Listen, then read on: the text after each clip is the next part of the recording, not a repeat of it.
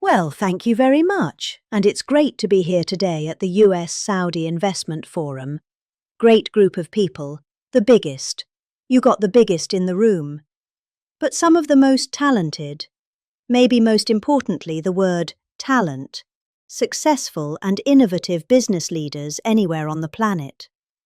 Whether you have come from near or far, we're delighted to have you invest right here in the hottest country anywhere in the world. Every leader is saying the United States, we're the hottest country in the world. We're going to keep it that way too. But this has been, according to those that seem to say it, and I will say it, I would never say a thing like that because I want to be very modest. I always want to be modest as I can. They say this has been the best 9 months that any president has ever had. I'd say that's pretty good, right? But we've had a great 9 months. Now we have to do it more than a few more times. We just have to keep it going. We'll keep it going. I want to thank my friend, a great gentleman, Crown Prince Mohammed of Saudi Arabia, for his bold leadership and deep commitment to the ties between our two countries. Thank you, great gentleman. Yesterday we had a phenomenal visit at the White House, celebrating the 80-year bond between the United States and Saudi Arabia. We ended with an unbelievable show last night in a room that was far too small. But the next time you're here, you'll have a much bigger room. It's going to be much bigger. I made more enemies last night by not. We had 119 people. That was a record for the room. So they've wanted. For 150 years, they've been clamoring for a ballroom at the White House, and we're giving them one. We're giving them 1+, and it'll be something. But you'll be here. You'll be among the first, if not the first. If you'd like, we'll work it out. But you get a lot of people that wanted to be there. They really would have witnessed something that was really incredible. The entertainment last night was incredible, including our great opera singer, but including the military. The talent in the military musically is also incredible. So it was great to be with you last night. I think it was something to behold. We officially designated the kingdom yesterday as the major non-NATO ally. That's a big deal. It's actually a very big deal. It's a great honor. That happens seldom. Very seldom, if at all. So I just want to congratulate you on that. That's a sign of trust.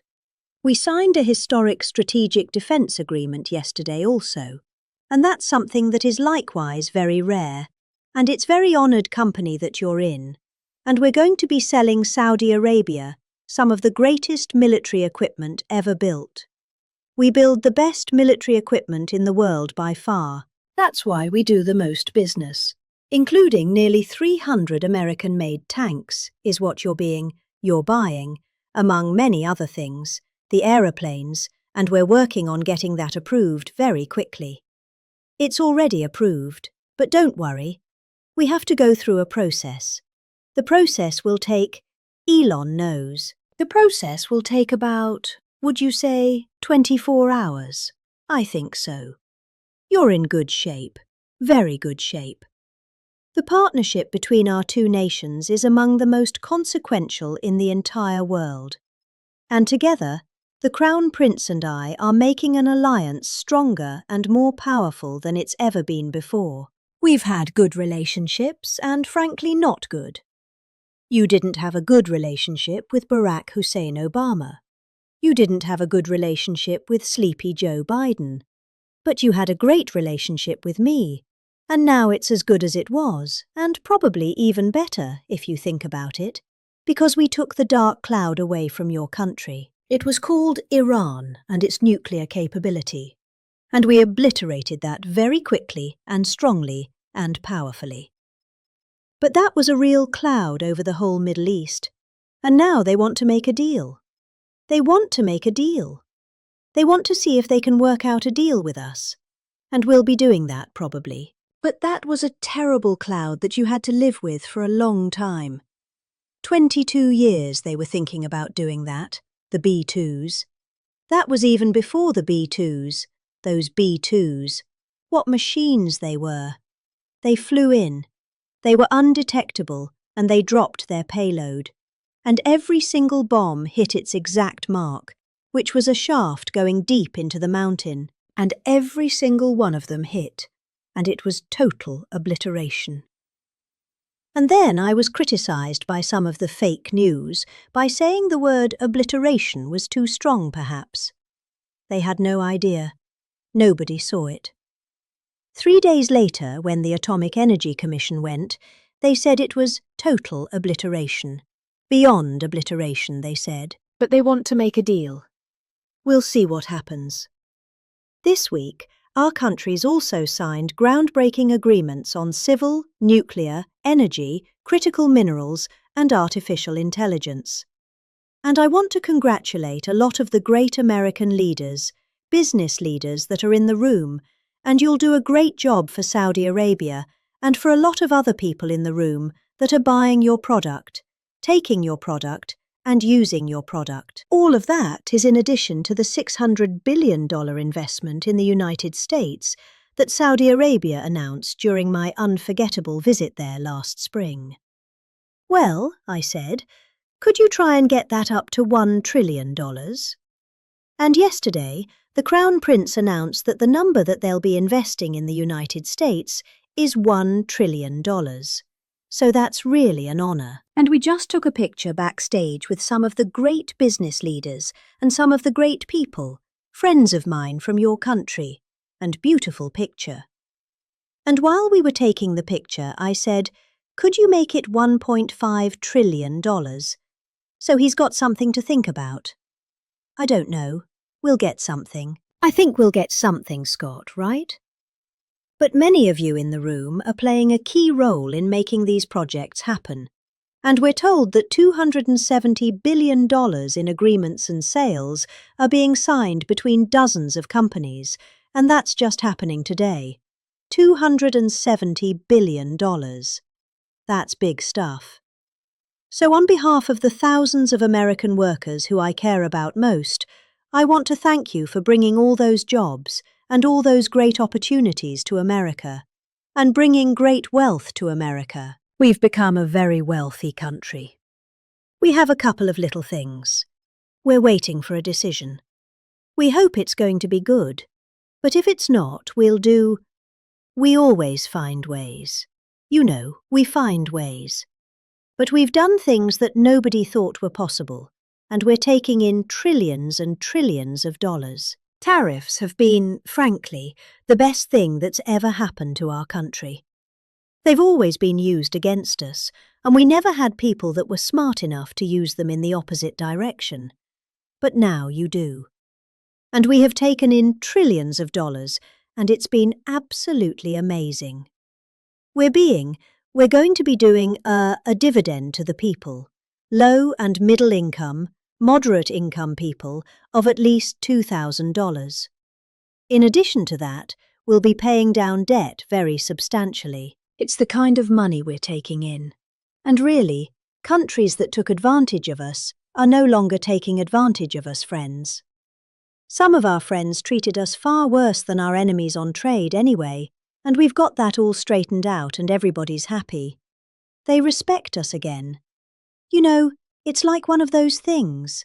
I think they like us better, and they actually respect us, and it works out much better for us too. But I especially want to thank our numerous Saudi friends here today, including the ambassador to the United States, a friend of mine, Princess Rima. Thank you very much. Great job. Great representative you have. You sent a good representative and many distinguished ministers and members of the cabinet, governor of the Public Investment Fund. Where's Yasser? Yasser is here someplace. Huh?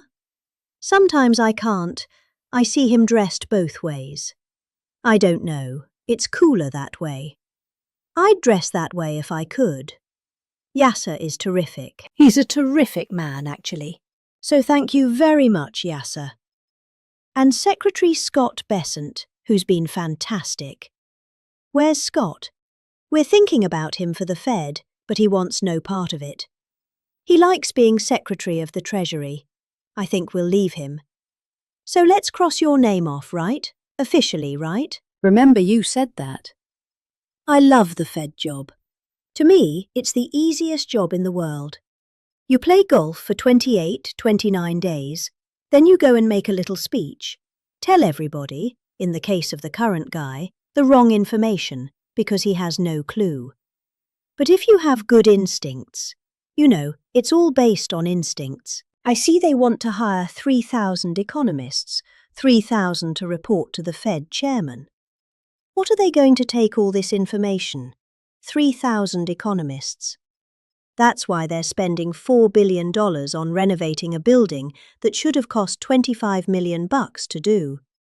They should have spent $25 million. They're building a basement into the Potomac River. I could have told him that's very tough to do when it doesn't work and it's very expensive. But they're up to $4 billion headed by this clown. But we have 3,000. Think of it.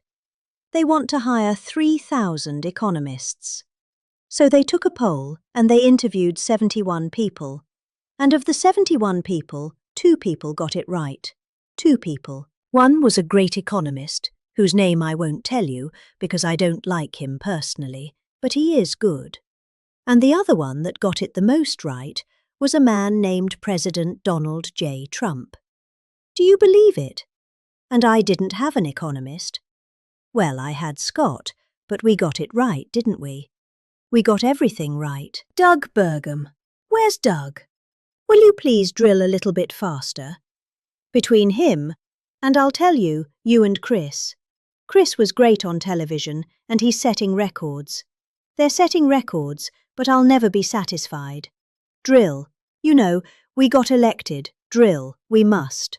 I called it drill, baby, drill. Con Edison, a great utility from New York many years ago. They used to have drill we must and dig we must. So when they were digging in a road, they'd have a sign, dig we must.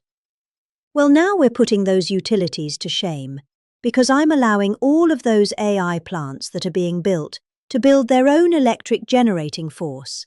And they're building them like nobody's ever seen. And they're coming up with ideas and new contraptions like nobody's ever seen.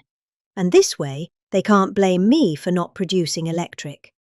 I said, you produce it yourself.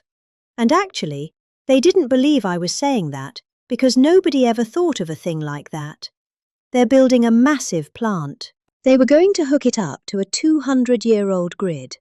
And that wasn't going to work because there's no way of doing that. No way we could have done that. And I had the idea. This was my idea, approved by a couple of people. I said, why wouldn't that happen? They're building a plant for $50 billion. If you build a shopping centre for $50 million, it's okay. It's not a bad shopping centre. $500 million, you're talking about top of the line. $50 billion. So, when it was first explained that they're spending $50 billion, I said, no, you mean $50 million. No, sir, we mean $50 billion. And then I saw some of them that were the size of Manhattan. I said, they did mean $50 billion. And I said, well, what you're going to do is with that, how would you like to build your own electric generating plant?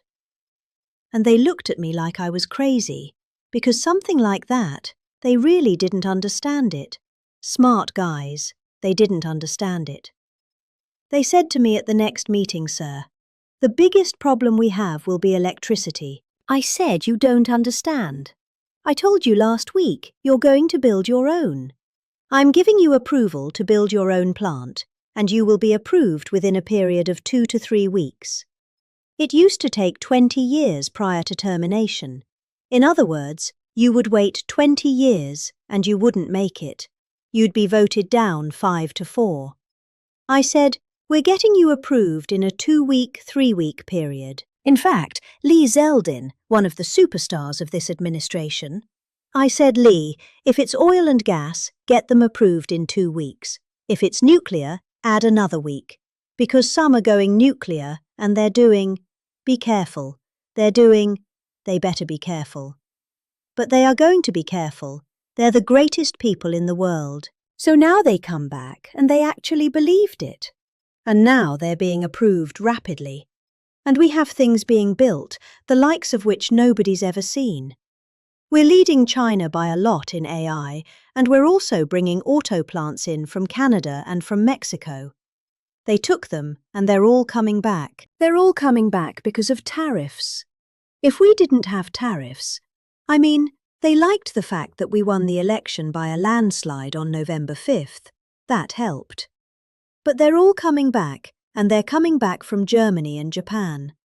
Toyota just announced, as you know, $10 billion worth of new plants. They just announced it when Last week, I went to various countries, and Japan was one of them.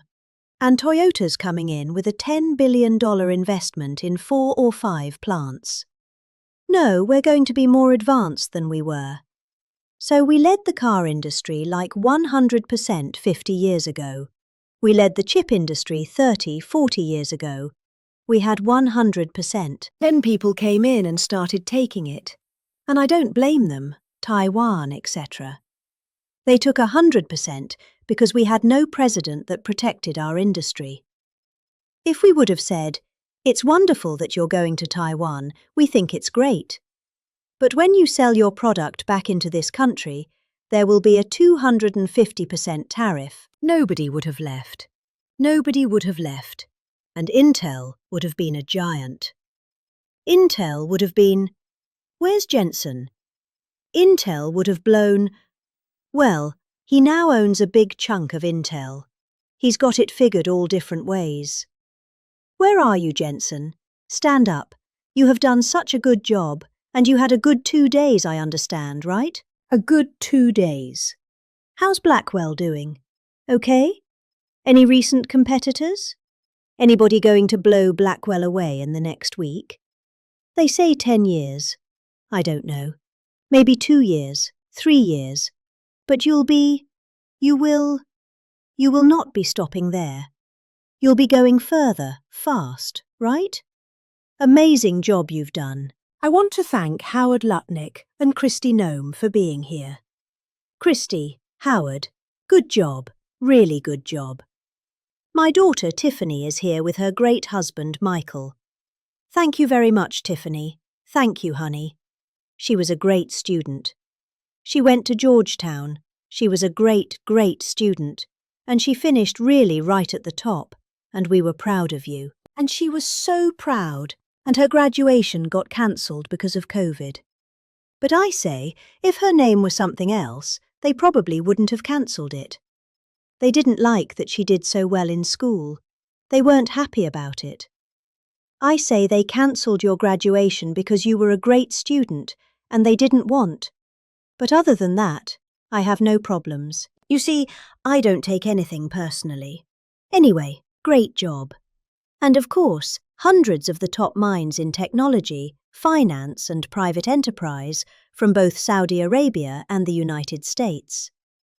But my message to all of the leaders and investors with us today, and they are the best in the world, is very simple. And in addition to that, we're sending a lot out to our allies, and we're making it possible for them to get it. I want those companies to build more plants, to build it faster. We want them to build it faster. The biggest problem we have is we have a backlog, because it's so good every country wants our missiles, our jets, they want everything we have, and we've got to go faster. We just have a new plane, the F-47. It won a very strong competition. It's the newest, and that was won by Boeing. Boeing is doing an amazing job of coming back. Kelly is doing a great job. They're really moving, and it's really great to see. But they won the competition for the jet fighter, and they say it reaches levels that has never been reached, both in terms of stealth and speed and everything else that they go by. So they're just completing their factory, and they've already started work on the F-47. How did that number get chosen? I don't know. But I didn't pick it. I did not pick it. It was said, sir, we'd like to present you with the F-47. I said, that's an unusual number. How did you pick that number? After 4 years of economic nightmares under the previous regime, sleepy Joe Biden, he was a sleepy guy, wasn't he? Think he would have been here today?